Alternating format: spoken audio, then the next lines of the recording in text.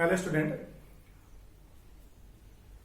in previous class we discussed about different type of solutions और उसमें हमारा जो टॉपिक था वो था कोलाइडल सॉल्यूशन। क्लासिफिकेशन होकर के कोलाइडल पर आ गए थे। तो आज हम कोलाइडल जो सॉल्यूशन है इसके बारे में आगे डिस्कस करेंगे। क्या होता है कोलाइडल सॉल्यूशन और डेफिनेशन वगैरह हो गया था, तो थोड़ा सा एक बार रिवाइज करें। कोलाइडल सॉल्यूशन, कोलाइडल सॉल्यूशन में हमने कहा था कि आपके पास में इस तरीके का सॉल्यूशन जिसमें सॉल्यूट सॉल्वेंट है। सॉल्यूट के जो पार्टिकल्स हैं इन पार्टिकल का साइज किसके बिटवीन होगा, 1 से 1000 नैनोमीटर के बिटवीन होता है।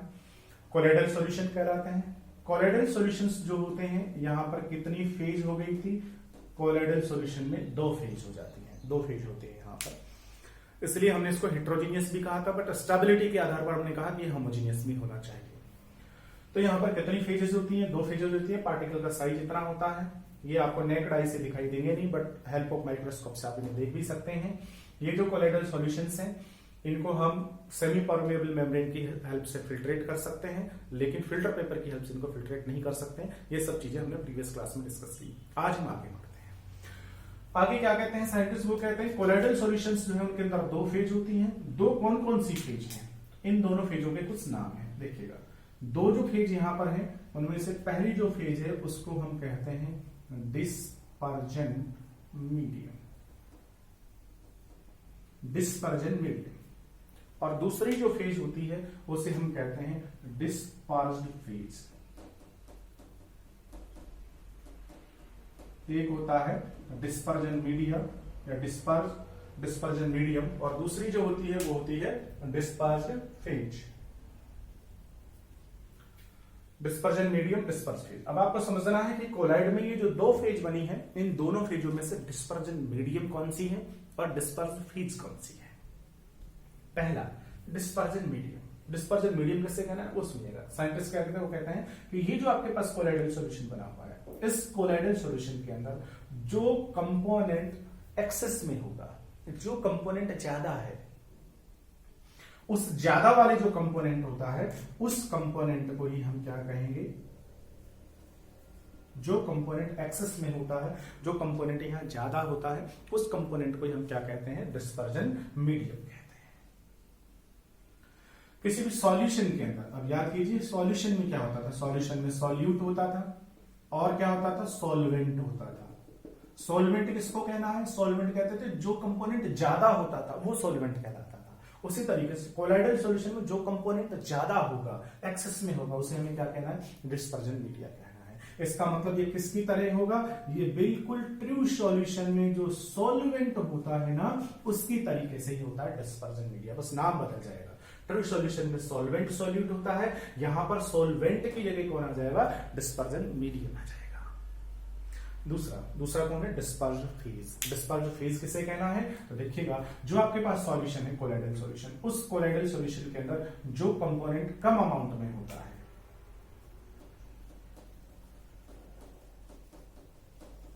जो कंपोनेंट कम अमाउंट में होता है, जो कंपोनेंट कम अमाउंट में होता है उस कंपोनेंट को हम क्या कहते हैं, डिस्पर्स्ड फेज कहते हैं। कम अमाउंट का मतलब ट्रू सॉल्यूशन में कम अमाउंट में जो होता था उसे हम क्या कहते थे, जो कम अमाउंट में होता था उसे हम कहते थे सॉल्यूट, और जो ज्यादा होता था उसे हम क्या कहते थे, सॉल्वेंट।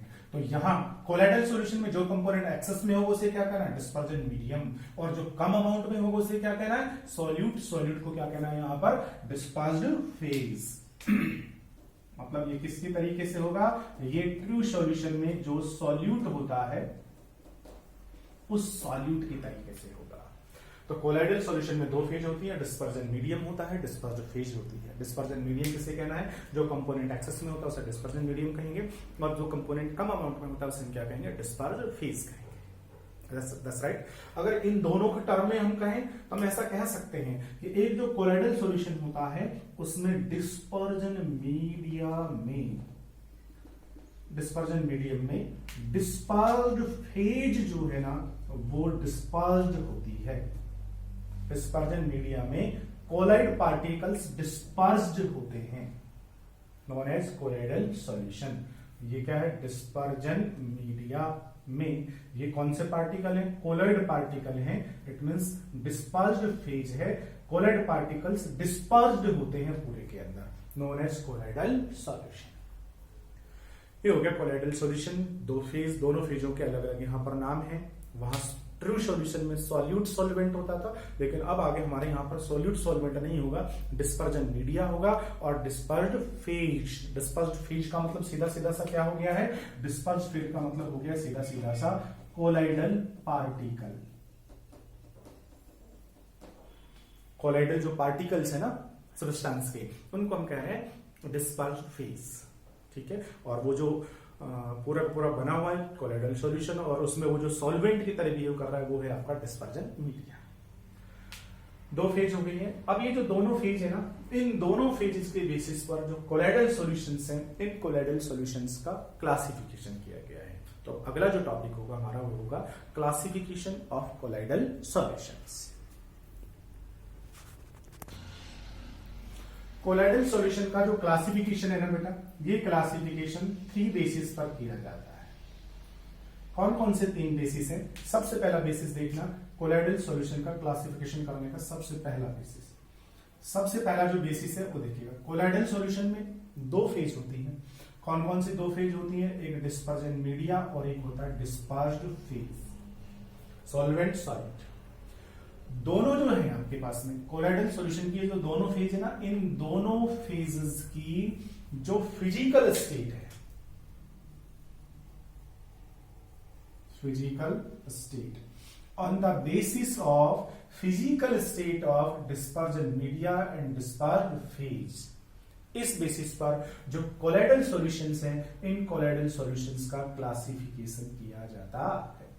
पहला बेस क्लासिफिकेशन करने का। दूसरा बेस सुनिएगा, दूसरा जो बेस है वो है कि आपके पास कोलॉइडल सॉल्यूशन है।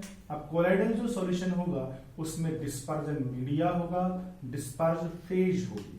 डिस्पर्जन मीडिया, डिस्पर्स्ड फेज के जो पार्टिकल्स हैं, इन पार्टिकल के बीच होने वाले इंटरेक्शन के आधार पर कि इन पार्टिकल के बीच किस तरीके का इंटरेक्शन हो रहा है, ये पार्टिकल एक दूसरे को स्ट्रांगली अट्रैक्ट कर रहे हैं या ये वीकली अट्रैक्ट कर रहे हैं, या कोई अट्रैक्शन फोर्स इनके बीच में नहीं लगा हुआ है। तो इंटरेक्शन बिटवीन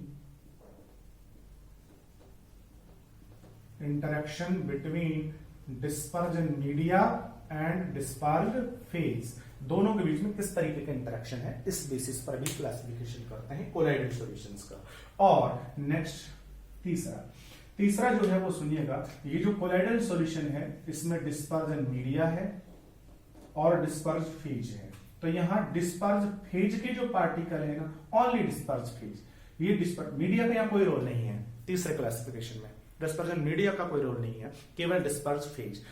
तीसरा जो क्लासिफिकेशन है वो है कि ये जो डिस्पर्स्ड फेज के जो पार्टिकल है ना, इन डिस्पर्स्ड फेज के जो पार्टिकल हैं, इन पार्टिकल्स का साइज कैसा है, किस तरीके के हैं ये पार्टिकल्स, छोटे हैं, बड़े हैं, लंबे हैं, आपस में जुड़ गए, किस तरीके के पार्टिकल्स हैं, इस बेसिस पर।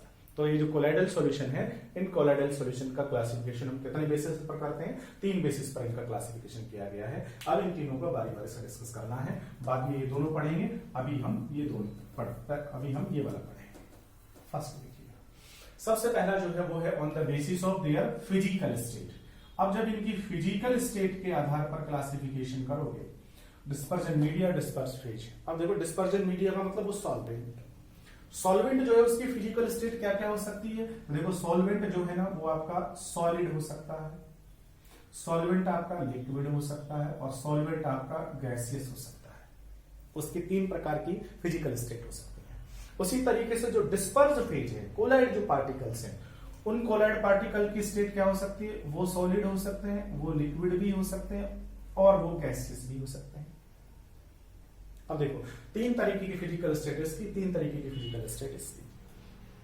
अब इन दोनों से मिला करके आपको कोलॉइडल सॉल्यूशन बनाना है। तो फिर बताइए 3 तरीके की फिजिकल स्टेटस की, 3 टाइप की फिजिकल स्टेटस की, दोनों को मिलाकर के कोलॉइडल सॉल्यूशन बनाना है। तो फिजिकल स्टेट के बेसिस पर कोलॉइडल सॉल्यूशन बनने की कितनी प्रोबेबिलिटी है, कितना टाइप का कोलॉइडल सॉल्यूशन बन सकता है, थोड़ा सा प्रोबेबिलिटी लगाएंगे कितने टाइप का सॉल्यूशन बन सकता है, तो आप समझ पाओगे। ऐसा हो सकता है, क्या हो सकता है कि आपके पास में डिस्पर्जन मीडिया सॉलिड हो, डिस्पर्ज फेज भी सॉलिड हो, एक कोलाइडल सॉल्यूशन।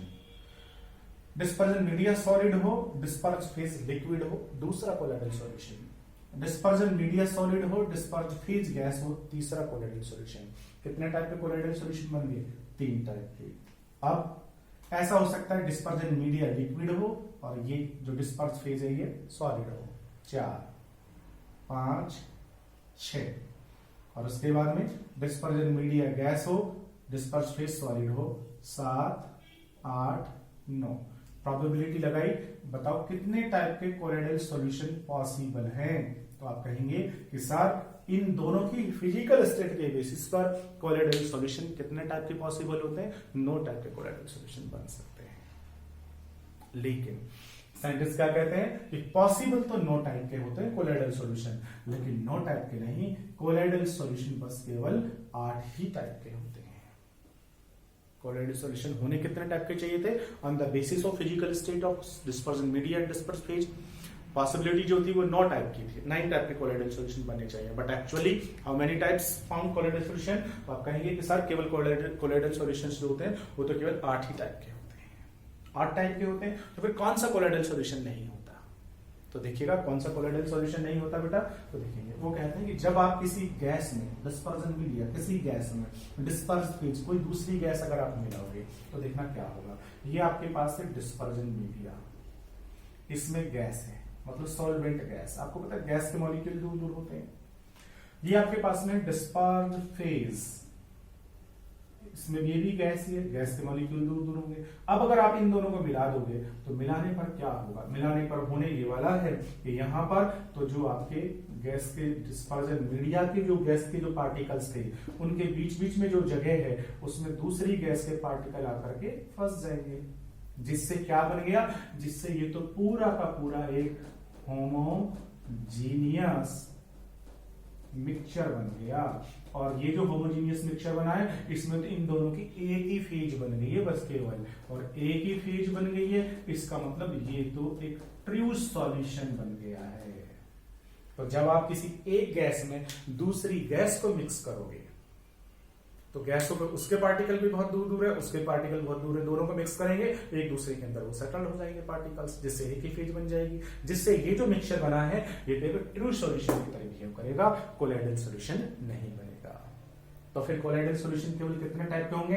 8 टाइप के होंगे। तो कौन सा कोलाइडल सॉल्यूशन पॉसिबल नहीं होगा? एक गैस का दूसरी गैस के अंदर कोलाइडल सॉल्यूशन पॉसिबल नहीं होगा। एक गैस में दूसरी गैस मिलाएंगे तो गैसों का मिक्सचर बन जाएगा, वो तो ट्रू सॉल्यूशन की प्रॉपर्टी शो करेगा, वो कोलाइडल सॉल्यूशन नहीं होगा। तो दोनों की फिजिकल प्रॉपर्टी के आधार पर होने कितने टाइप के कोलाइडल सॉल्यूशन चाहिए थे? 9 टाइप के।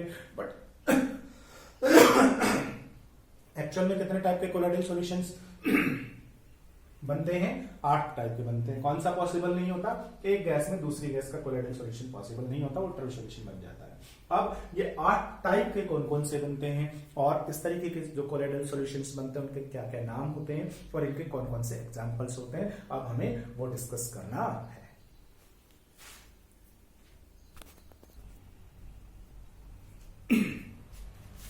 तो कौन कौन से 8 टाइप होते हैं वो देखिएगा। इधर मैंने जो लिखा है वो लिखा है डिस्पर्जन मीडिया, इधर है डिस्पर्स फेज। ये जो इधर लिखा है ये लिखा है कि अगर इन दोनों को हम मिलाएंगे तो जो कोलाइडल सिस्टम बनेगा उसका नाम क्या होगा, उधर मैंने लिखा है एग्जांपल। सबसे पहला मैं डिस्कस करता हूं। सबसे पहला, अगर मान लीजिए मेरे पास में डिस्पर्जन मीडिया सॉलिड हो, मीडिया सॉलिड है तो उसमें डिस्पर्स फेज क्या होगी? अगर मैं कह दूं डिस्पर्स फेज है ना, ये भी सॉलिड ही है, तो एक सॉलिड में आपको दूसरा सॉलिड मिलाना है। ये आपके पास सॉलिड हो डिस्पर्जन मीडिया, उसमें आपने दूसरा सॉलिड ही मिला दिया, लेकिन दूसरा जो सॉलिड मिलाया है उसके जो पार्टिकल्स है ना वो कोलॉइड रेंज में होने चाहिए। तो इस तरीके के जो कोलाइडल सिस्टम बनते हैं, इस तरीके के कोलाइडल सिस्टम को कहा जाता है सॉलिड सॉल। ऐसे जो कोलाइडल सिस्टम होते हैं वो सॉलिड सॉल कहलाते हैं। एग्जांपल इस तरीके के कोलाइडल सिस्टम का, जैसे अलॉय मेटल। अलॉय मेटल में क्या होता है? अलॉय मेटल्स के अंदर क्या होता है? अलॉय मेटल्स के अंदर 2 या 2 से ज्यादा मेटल्स होती हैं और उसमें एक मेटल है और उस एक मेटल के अंदर दूसरी या और जो मेटल्स हैं वो क्या होती हैं? यूनिफॉर्मली डिस्ट्रीब्यूटेड होती हैं उसके अंदर कोलाइडल फॉर्म में। तो तो एलॉय मेटल्स इसका एग्जांपल होगा। इसके अलावा जो आपका कलरफुल ग्लास है, अब ग्लास ये हमने कहीं पढ़ लिया है सॉलिड वाले चैप्टर में, क्वार्ट्ज से बनाया जाता था, लेकिन ग्लास तो एकदम ट्रांसपेरेंट होता है, और उसको कलरफुल कैसे बनाते हैं? तो कलरफुल बनाने के लिए उसमें निश्चित रूप से किसी ना किसी मेटल के ऑक्साइड वगैरह डाले जाते हैं। अब वो जो आपने मेटल ऑक्साइड डाले हैं ना, तो उस पूरे ग्लास के अंदर क्या होते हैं, यूनिफॉर्मली डिस्ट्रीब्यूटेड होते हैं, और कौन से फॉर्म में होते हैं? वो कोलाइडल फॉर्म में होते हैं। ठीक है ना, तो ये इसके कुछ एग्जाम्पल्स होंगे। दूसरा जो है वो होता है कि अगर आपके पास में डिस्पर्जन मीडिया क्या हो? सॉलिड, और डिस्पर्ज्ड फेज सॉलिड की बजाय क्या हो? लिक्विड। डिस्पर्ज फेज जो है ना वो लिक्विड है। डिस्पर्जन मीडिया सॉलिड, सॉलिड के अंदर क्या है? लिक्विड, सॉलिड के अंदर लिक्विड, सॉलिड के अंदर लिक्विड। इस तरीके के जो कोलाइडल सिस्टम बनते हैं सॉलिड में लिक्विड, ऐसे जो कोलाइडल सिस्टम बनते हैं, इन कोलाइडल सिस्टम का नाम क्या होता है? तो ऐसे जो कोलाइडल सिस्टम होते हैं, इन कोलाइडल सिस्टम को कहा जाता है जेल। दो चीज याद रखनी है, सोल और जेल। तो जेल के अंदर क्या होता है? जेल के अंदर होता है सॉलिड आपके पास होगा बहुत सारा, और सॉलिड के अंदर लिक्विड जो है ना वो लिक्विड प्रेजेंट रहेगा कोलाइडल फॉर्म में।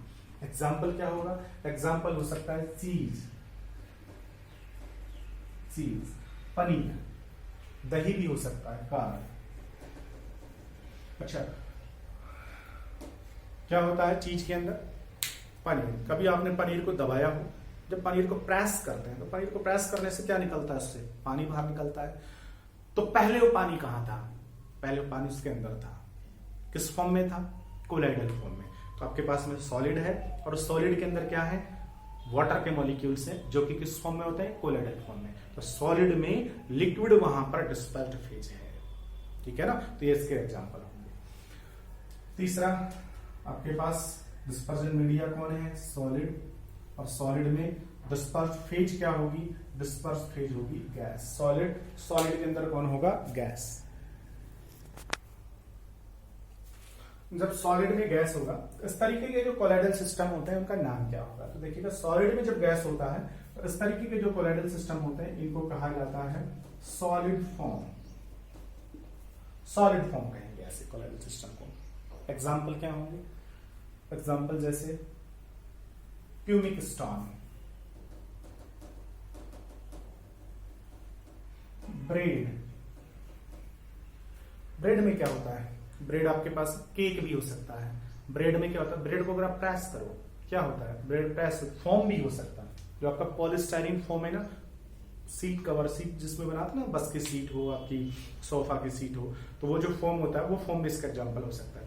अब ब्रेड को, उस फॉर्म को प्रेस करोगे, क्या होता है? प्रेस करने पर एयर बाहर निकलती है, छोड़ोगे वापस एयर अंदर। अब वो जो अंदर एयर है वो किस फॉर्म में होती है? वो कहते हैं अंदर जो एयर है ना वो एयर कोलाइडल फॉर्म में होती है। वहां पर बहुत छोटे छोटे पोर उसके अंदर होते हैं, और उनका जो साइज है वो किसके रेंज में होता है? बिटवीन 1 से लेकर के 1000 नैनोमीटर के बीच में होता है। तो वहां पर वो कोलाइड बना हुआ है। सॉलिड में गैस वहां पर कोलाइडल सिस्टम, कोलाइडल फॉर्म में होती है, तो उनको हम कहते हैं सॉलिड फॉर्म। उसके बाद तीसरा, चौथा, डिस्पर्जन मीडिया। डिस्पर्जन मीडिया जो है ये मान लीजिए कौन है? लिक्विड।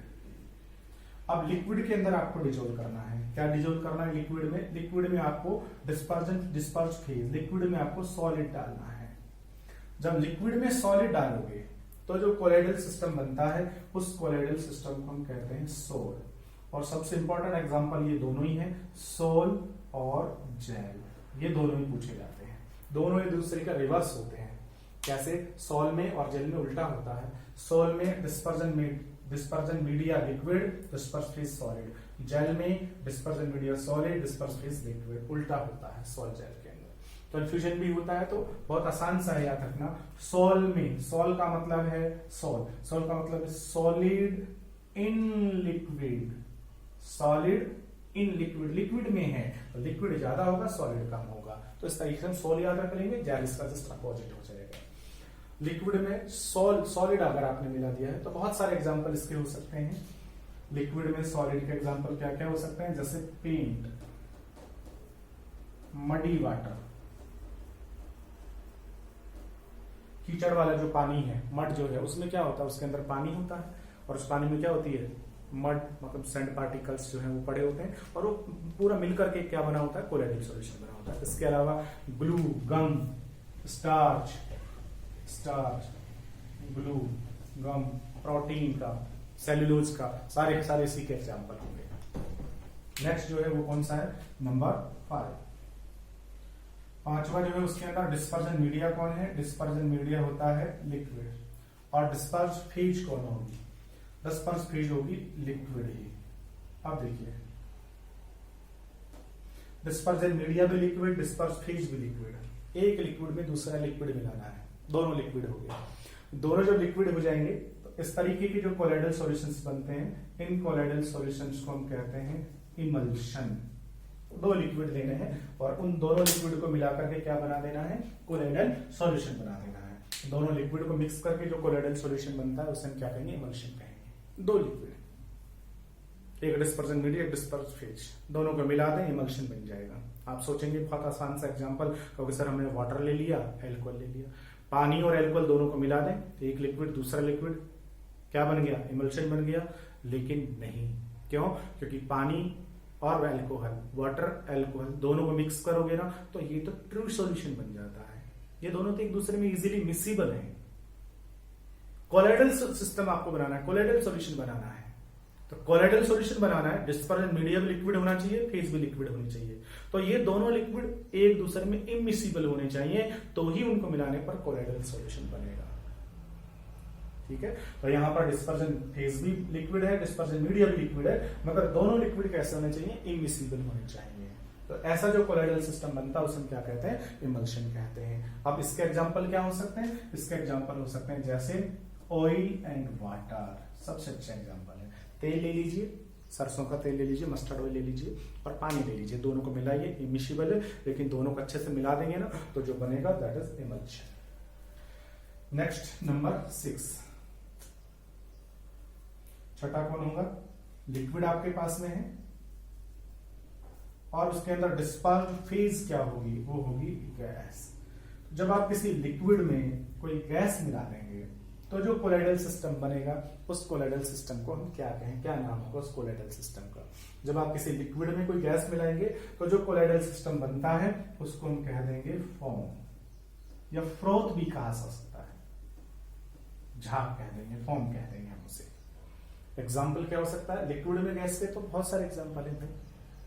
कोल्ड ड्रिंक का फॉर्म हो गया आपका, लेदर फॉर्म हो गया आपका, ठीक है ना, सोप का मतलब लेदर, सॉरी सोप का फॉर्म हो गया, सोप का झाग हो गया, सोप लेदर भी कह सकते हो, ठीक है। कोल्ड ड्रिंक का झाग हो गया, वो इस तरीके के एग्जाम्पल होंगे। नेक्स्ट कौन सा है, 1 2 3 4 5 6 7, सॉलिड हो गया, लिक्विड हो गया। अब आपके पास में होगा गैस, और गैस में आपको क्या डिजोल्व करना है, गैस में आपको डिजोल्व करना है सॉलिड। गैस में सॉलिड डिजोल्व करना है। जब आप किसी गैस के अंदर सॉलिड को डिजोल्व कर दोगे तो जो बनेगा उसे हम कहते हैं एरोसोल। क्या कहते हैं उसे हम, एरोसोल कहेंगे। एयर में सॉलिड, एयर में सॉलिड, एरोसोल कहेंगे। गैस में सॉलिड, एग्जाम्पल क्या होंगे, एग्जाम्पल हो सकता है स्ट्रॉन्ग, धूल, आंधी, धुआं, स्मोक, स्ट्रॉन्ग, स्मोक। अच्छा बताइए, जब भी कभी धूल चलती है, आंधी चलती है, उसमें होता क्या है, तो आंधी के अंदर बहुत सारी गैस होती है और उन गैसों के साथ में क्या होता है, डस्ट के छोटे छोटे पार्टिकल्स। तो बहुत सारी गैसेस हैं, डिस्पर्जन मीडिया और डस्ट के पार्टिकल्स, डिस्पर्स फेज जो कि सॉलिड है। अच्छा, स्मोक में क्या होता है, धुआं जब निकलता है, धुएं में बहुत सारी गैसें निकलती हैं और उन गैसों के साथ में क्या निकलते हैं, कार्बन के पार्टिकल्स। तो बहुत सारी गैसें हो गई डिस्पर्जन मीडिया, और कार्बन के जो पार्टिकल्स हो क्या हो गए, डिस्पर्स फेज हो गए। ठीक है, नेक्स्ट लास्ट है हमारा, कौन सा है लास्ट, गैस।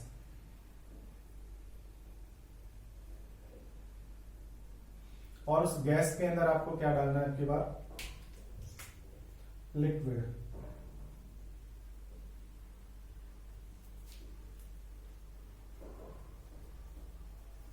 इसको भी हम क्या कहते हैं, इसको भी एरोसोल ही कहते हैं इसको भी। लेकिन इसे हम कहें तो इसे हम सॉलिड एरोसोल कह सकते हैं और केवल इसे एरोसोल ही कह सकते हैं। तो अब की बार आपके पास डिस्पर्जन मीडिया गैस है और डिस्पर्स फेज आपके पास लिक्विड है। तो गैस के अंदर लिक्विड, क्या एग्जाम्पल हो सकता है गैस का लिक्विड? बहुत अच्छा सा एग्जाम्पल है फवारा, स्प्रे जो करते हैं। तो स्प्रे में क्या होता है, अब बार बार नाई की दुकान पे गए हो या कहीं आपने देखा स्प्रे, फवारे में होता क्या, लिक्विड है और लिक्विड बाहर निकलता है और प्रेशर से वो जो लिक्विड है ना उसकी बहुत छोटी छोटी ड्रॉपलेट्स बन जाती हैं। अब यहाँ बहुत सारी एयर है और उस एयर में छोटी छोटी वाटर ड्रॉपलेट्स हैं। तो एयर डिस्पर्जन मीडिया और वाटर की जो ड्रॉपलेट्स हैं वो क्या बन गई है, वो बन गई है डिस्पर्स फेज। तो गैस में लिक्विड आपका हो गया है डिस्पर्स फेज के फॉर्म में, ठीक है ना। तो एग्जांपल क्या हो जाएगा, अच्छा क्लाउड में क्या होता है, बादल में भी यही होता है, ठीक है। तो एग्जांपल क्या हो जाएगा, क्लाउड हो जाएगा, फॉग हो जाएगा, स्प्रे हो जाएगा, स्प्रे इसका एग्जांपल हो जाएंगे। इस तरीके से डिस्पर्जन मीडिया, डिस्पर्स फेज दोनों की फिजिकल स्टेट के बेसिस पर जो कोलाइडल सॉल्यूशंस है वो हमने कितने टाइप में क्लासिफाइड कर दिए, 8 में, होना 9 चाहिए था, 9 हमें यहाँ नहीं पढ़ना है क्योंकि वो कोलाइडल सॉल्यूशन नहीं होगा, ट्रस्ट सॉल्यूशन बन जाएगा। इस तरीके से डिस्पर्जन मीडिया क्या, डिस्पर्स फेज क्या, कोलाइडल सिस्टम का क्या नाम होगा और उसके एग्जाम्पल्स क्या क्या होंगे, आपको ये सारी चीजें याद रखनी पड़ेगी। अब क्लासिफिकेशन का नेक्स्ट बेस पढ़ेंगे, अगला जो बेसिस है क्लासिफिकेशन का वो। दूसरा जो बेसिस है कोलाइडल सॉल्यूशंस के क्लासिफिकेशन करने का वो है on the basis of interaction, on the basis of interaction between dispersion media and disperse phase के पार्टिकल के बीच किस प्रकार का इंटरेक्शन है, इस बेसिस पर। और इस बेसिस पर जो कोलाइडल सॉल्यूशंस है ना, ये कोलाइडल सॉल्यूशंस 2 टाइप के होते हैं। कौन कौन से 2 टाइप के होते हैं? नंबर 1, पहला जो है इसे हम क्या कहेंगे, इसे हम कहते हैं लायोफिलिक कोलाइडल सॉल्यूशन। पहला जो है उसे हम कहते हैं लायोफिलिक कोलाइडल सॉल्यूशन। और दूसरा जो होता है इसे क्या कहते हैं, इसे हम कहते हैं lyophobic colloidal solution. Number 1 is lyophilic colloidal solution और number 2 is lyophobic colloidal solutions. पहला है लायोफिलिक कोलाइडल सॉल्यूशन, क्या मतलब होगा सुनेंगे, दोनों के इंटरेक्शन के बेसिस पर इंपॉर्टेंट पॉइंट है, ध्यान रखेंगे। ये आपके पास में है कोलाइडल सॉल्यूशन जिसमें डिस्पर्जन मीडिया के पार्टिकल्स हैं और डिस्पर्स फेज के पार्टिकल्स हैं, ये डिस्पर्स फेज के पार्टिकल्स हैं। अब सुनिएगा, इस तरीके का कोलाइडल सॉल्यूशन जिसमें डिस्पर्जन मीडिया और डिस्पर्स फेज के जो पार्टिकल्स हैं, अगर इन पार्टिकल्स के बीच में अगर अट्रैक्शन फोर्स वर्क कर रहा है, अगर ये पार्टिकल्स एक दूसरे को अट्रैक्ट कर रहे हैं, अट्रैक्शन अगर लग रहा है, डिस्पर्जन मीडिया के पार्टिकल डिस्पर्स फेज को अट्रैक्ट कर रहे हैं, तो इस तरीके के जो कोलाइडल सॉल्यूशंस होते हैं वो कोलाइडल सॉल्यूशंस क्या कहलाते हैं, लायोफिलिक कोलाइडल सॉल्यूशंस कहलाते हैं। दूसरा क्या होता है लायोफोबिक। लायोफोबिक में क्या होगा, डिस्पर्जन मीडिया और डिस्पर्स्ड फेज के जो पार्टिकल हैं इनके बीच में, अब देखो यहां पर अट्रैक्शन फोर्स काम करेगा, यहां पर रिपल्सन नहीं कहना है, सबसे इंपॉर्टेंट बात, रिपल्शन नहीं कहना है, रिपल्शन नहीं होता इनके बीच में। रिपल्शन होगा तो फिर रिपेल करते रहेंगे तो फिर कोलाइडल सॉल्यूशन बन ही नहीं पाएगा, स्टेबल नहीं हो पाएगा। तो फिर क्या कहना है, तो हमें कहना है कि इस तरीके के जो कोलाइडल सॉल्यूशंस होते हैं उनमें डिस्पर्जन मीडिया और डिस्पर्स फेज के जो पार्टिकल्स होते हैं इनके बीच में किसी भी टाइप का कोई भी अट्रैक्शन फोर्स प्रेजेंट नहीं होता। रिपल्सन नहीं कहेंगे बल्कि कहेंगे कि किसी भी तरीके का कोई अट्रैक्शन फोर्स जो है ना, वो अट्रैक्शन फोर्स प्रेजेंट नहीं होता। इस तरीके के जो कोलाइडल सॉल्यूशंस होते हैं उन कोलाइडल सॉल्यूशंस को हम क्या कहते हैं, लायोफोबिक कोलाइडल सॉल्यूशंस कहते हैं, लायोफिलिक, लायोफोबिक। अब 2-3 चीजें याद रखनी है आपको। पहली चीज याद रखनी है, लायोफिलिक जो कोलाइडल सॉल्यूशन है अट्रैक्शन फोर्स वर्क कर रहा है, इसलिए ये बहुत इजीली बन जाएंगे, आसानी से बना सकते हैं, किसी भी मेथड से बना सकते हैं। कोलाइडल सॉल्यूशन बनाने के जो जर्नल मेथड होते हैं उनसे बना सकते हैं इनको, लेकिन यहां कोई अट्रैक्शन फोर्स वर्क नहीं कर रहा है, इसलिए इनको हम इजीली नहीं बना सकते। जर्नल जो मेथड्स होते हैं कोलाइडल सॉल्यूशन को बनाने के, उन जर्नल मेथड से ये नहीं बन सकते। तो फिर इनको बनाने के लिए तो इनको तो हम स्पेसिफिक जो मेथड्स होते हैं कोलाइडल सॉल्यूशन बनाने के उनसे बनाते हैं, जनरल मेथड से नहीं बनेंगे कोलाइडल सॉल्यूशंस लायोफोबिक। इन दोनों में से ज्यादा स्टेबल कौन सा होगा? तो ऑब्वियसली यहाँ ट्रक्शन फोर्स का काम कर रहा है, इसलिए ये कैसे होते हैं? ये मोर स्टेबल होते हैं, जबकि ये कैसे होते हैं? ये लेस स्टेबल होते हैं। ये ज्यादा स्टेबल है, वो कम स्टेबल होते हैं।